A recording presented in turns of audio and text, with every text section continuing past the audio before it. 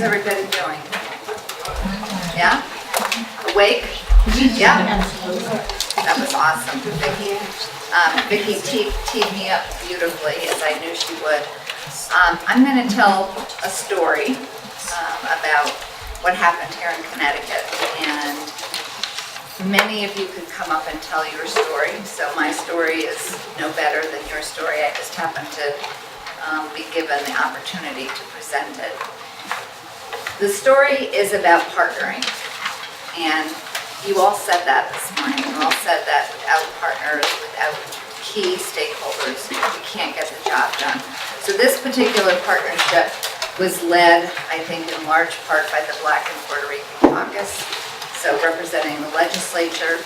We also had a research partner, which is, I think, very important. My prejudice, my bias, because I'm a researcher, I wear that hat. But I think it's important to document what works and do it with the best, most scientifically based rigor. So we had Center for Behavior and Education Research, otherwise known as CBER, from the University of Connecticut. We also had a terrific policy group, the Connecticut Commission on Children.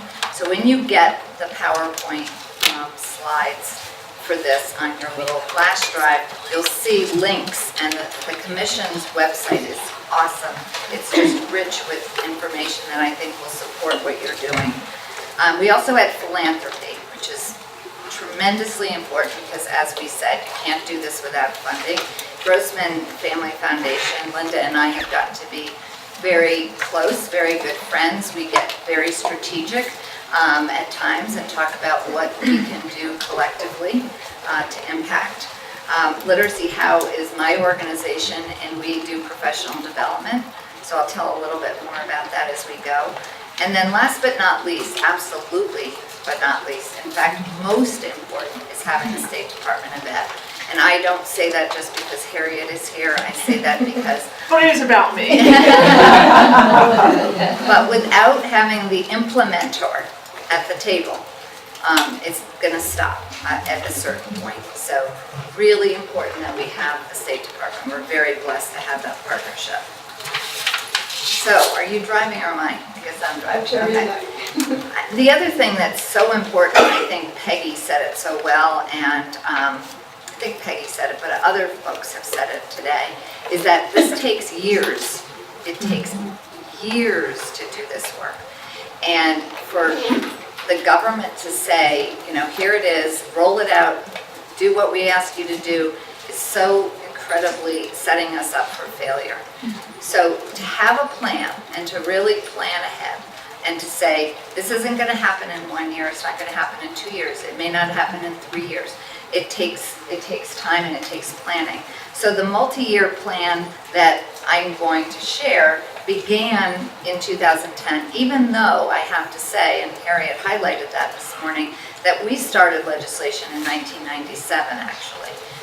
It was early reading success legislation. That was a tremendous piece of legislation. And by the way, we were the only state, I believe, that had our own state reading panel.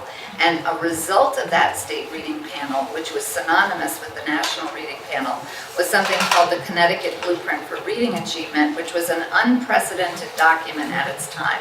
In 2000, we were the only state that actually said very clearly what the expectations for children were at every grade level. And alongside that, what the expectations were for teachers. So that was a phenomenal document. Again, it was a consensus document.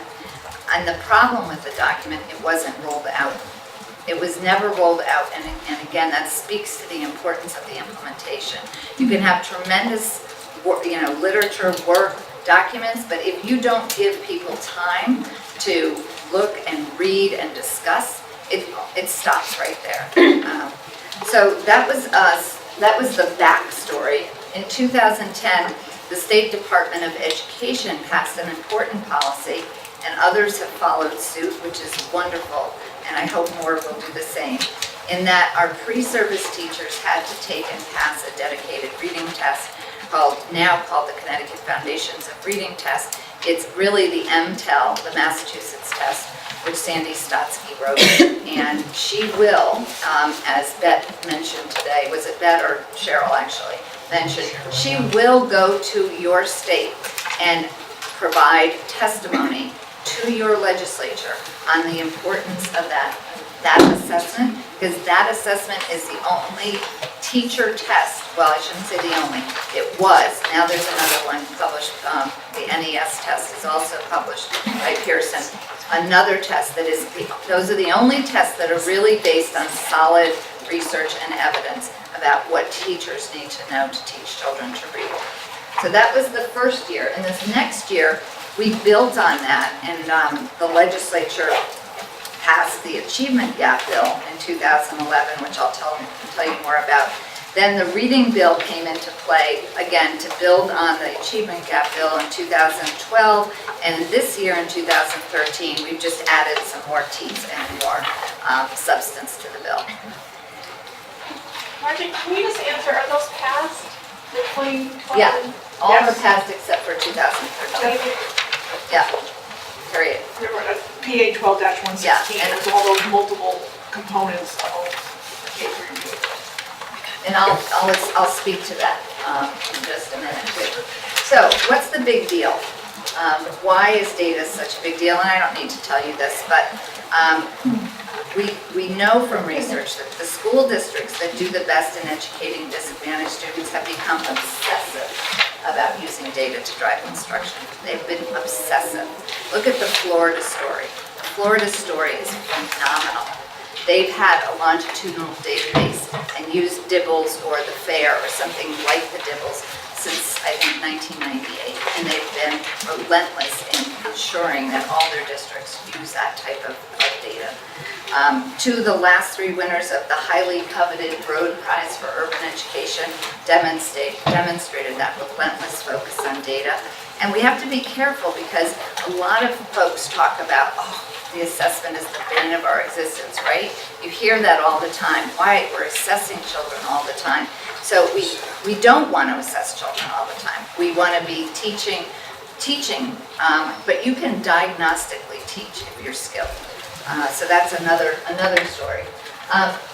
This is one of my favorite quotes, weighing cows won't make them fatter.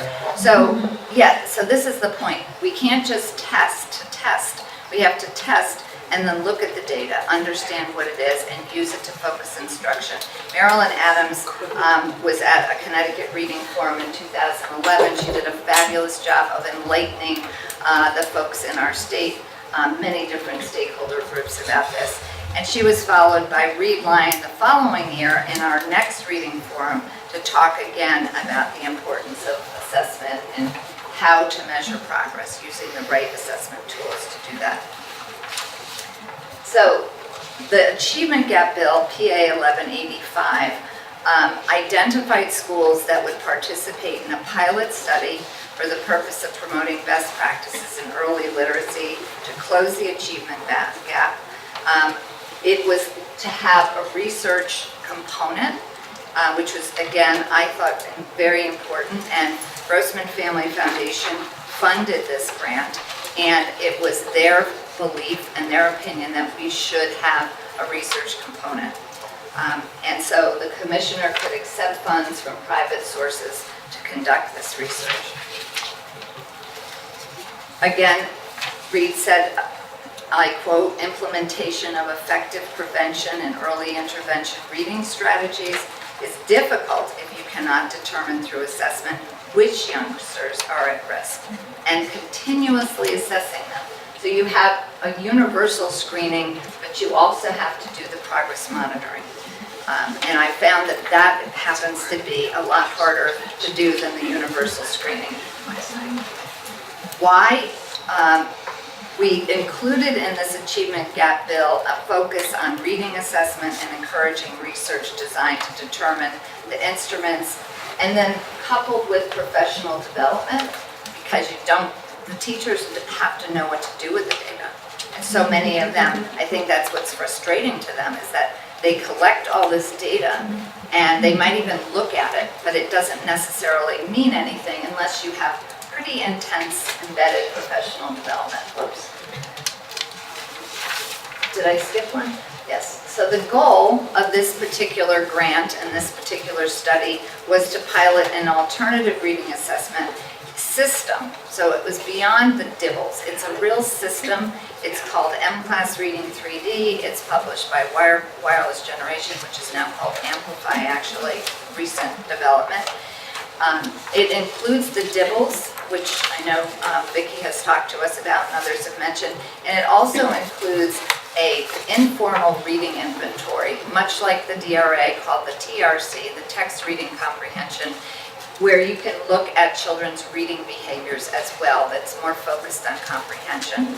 And then it's really the system of analyzing those data that I think makes it unique.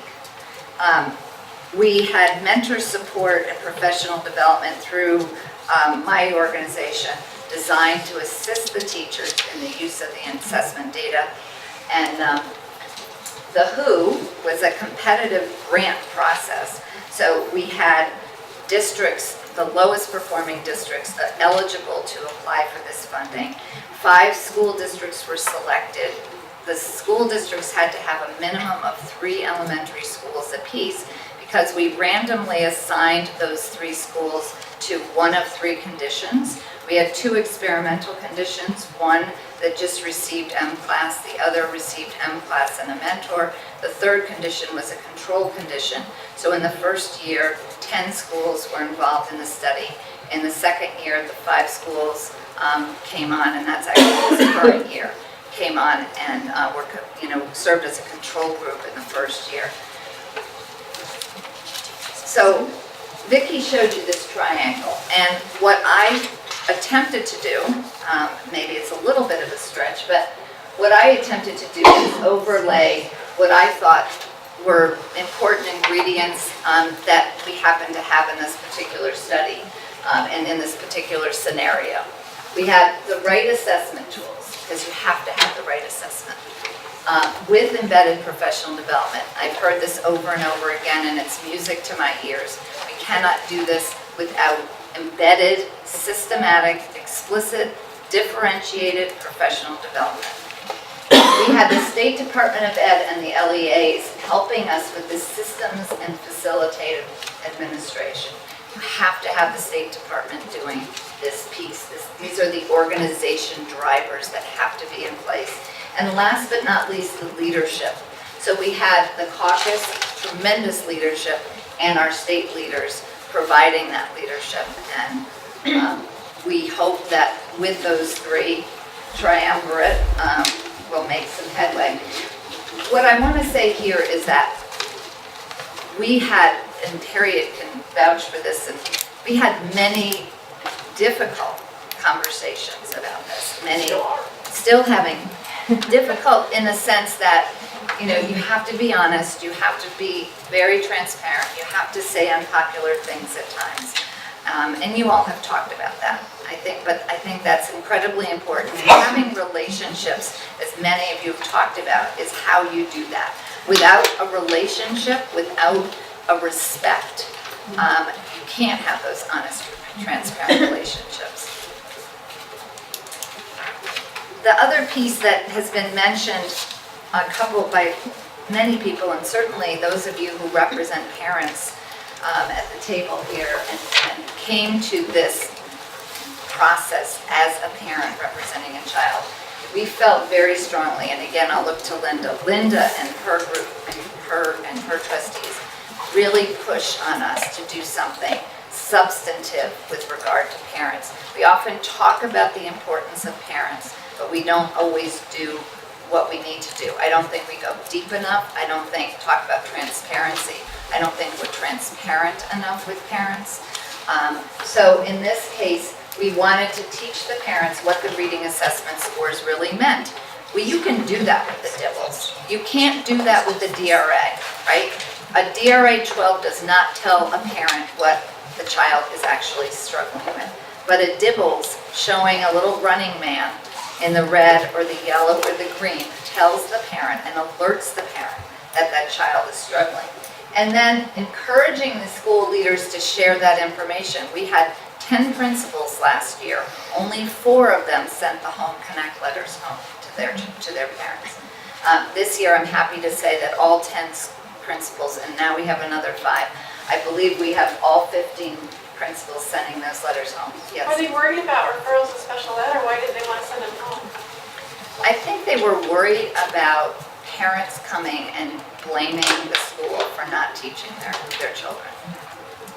And So holding it's a new layer them, of accountability in the conversation. I was gonna say, holding their parents, holding the schools accountable. I believe, that's just my belief. Embedding parents into school culture is so critically important, and we're just not doing it enough. So I think that we piloted a curriculum for parents that we're delivering 3 times a year, and we're getting some really nice feedback. We're getting good conversations, and we're making sure that we're maximizing diversity in this parent partnership by having those workshops delivered in, at least for now, in Spanish, because many of our schools have high Hispanic populations. So the bill that Harriet referred to this morning is PA 12116. It was sponsored and discussed and debated last year and signed into law by the governor at the end of May. And this bill has tremendous substance to it. It's just built on the bill from the year before. We're developing and approving reading assessments, again, for universal screening and progress monitoring. The Department of Education is also developing an intensive reading strategy. So Harriet mentioned this morning about the 5 schools that were funded through this legislation to go another step further. So our schools in the grant that Grossman funded, we're getting 5 of the 15 schools were getting embedded professional development for Tier 1. So those teachers teaching K through 3, Tier 1, we're learning about the assessment tool, but we weren't catching the other kids up. And as Harriet mentioned, we looked at the data, 80 to 85% of the children in those schools were reading below grade level. We knew we had to do something significant. So we hired 4 external interventionists for each of those 5 schools, and preliminary data is showing tremendous growth because the children are getting the interventions that they need matched to their data. A couple of other pieces of this legislation. We will be rolling out a new reading assessment system, God willing, by January 1, 2014, yes? 2014. We had it the date, we were just, We're creating a professional development system for Connecticut teachers and principals, and this is going to take some time to work through and develop. I will say that we've had, again, difficult conversations, but good conversations about what we want it to look like, particularly in relation to something we call SEED in the state, which is our state evaluation, teacher evaluation system, which doesn't explicitly talk about reading. So this is how we're hoping to get reading into that system. We're requiring the reading specialists and the special ed teachers, effective this year, to take that dedicated reading test, because guess what? We, and I'll take partial credit, forgot to say we thought reading specialists and special ed teachers needed to take the test as well. So effective this year, they will be required, pre-service teachers, to take the test. And this is the amazing piece that has been hotly debated, particularly I think the unions have hotly debated this one. But again, to the caucus's credit in large part, and just conversations, State Department of Ed, have taken on this tough conversation about currently certified teachers having to take a dedicated reading test. I think that's unprecedented in this country. And what we hope to do with this is we hope to use those data not to penalize the teachers, not punitively, but rather to say, we're going to support your continuous learning, your continuing education. We're going to differentiate professional development based on your results for this test so that you can get what you need to be successful in the classroom. And this will all be part of a coordinated state reading plan by the end of 2013. We're providing incentives for schools to improve their reading performances, provision for these individualized reading plans. We're very much very concerned and focused on early language acquisition and early childhood. And we're, again, blessed to have Harriet, because Harriet's whole professional life has been dedicated to early childhood. And last but not least, sharing information between pre-K and kindergarten. Whenever you transition children from one scenario to another, so much gets lost. So we're going to make sure that we have this requirement to share.